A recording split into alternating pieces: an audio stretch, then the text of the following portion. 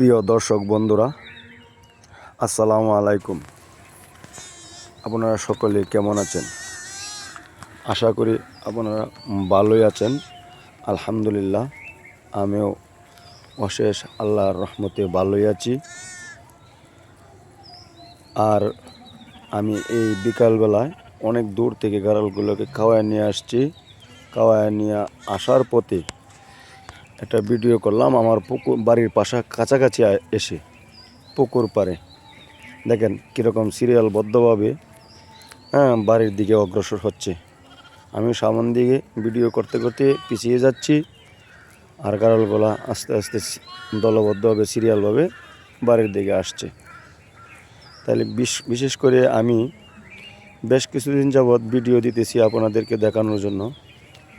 হয়তো আপনারা দেখতেছেন, হয়তো ভাবতে পারেন যে এই গাড়লের ঠিকানাটি কোথায়।